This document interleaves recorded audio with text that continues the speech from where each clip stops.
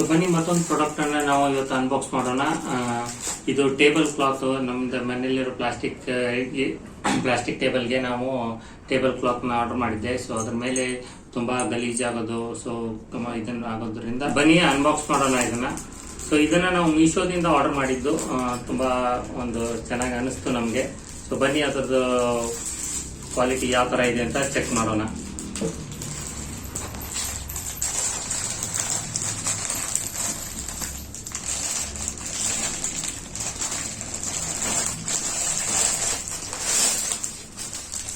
ಈ ತರ ಇದು ಡಿಸೈನ್ ಇದೆ ಇದರ ಮೇಲೆ. ಇವಾಗ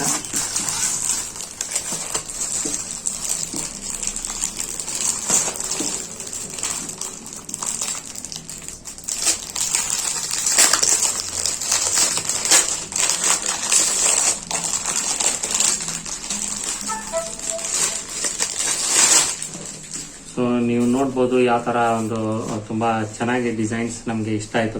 ಕಲರ್ ಆಗಿದೆ.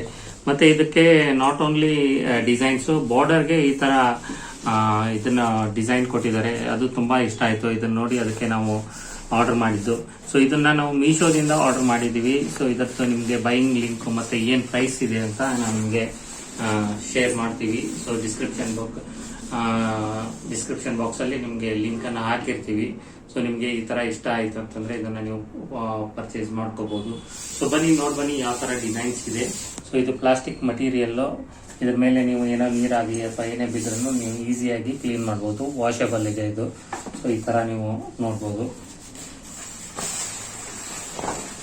ಇದು ಕಂಪ್ಲೀಟ್ ಲೆಂತ್ ಇಷ್ಟು ದೊಡ್ಡದಿದೆ ಇದು. ನಿಮಗೆ ನೋಡ್ಬೋದು. ಸೊ ನಿಮ್ಗೂ ಇಷ್ಟ ಆಯ್ತು ಅಂತಂದ್ರೆ ಈ ಪ್ರಾಡಕ್ಟ್ ಹೇಗಿದೆ ಅಂತ ತಿಳಿಸಿ ನಮಗೆ ಕಮೆಂಟ್ ಬಾಕ್ಸ್ ಅಲ್ಲಿ.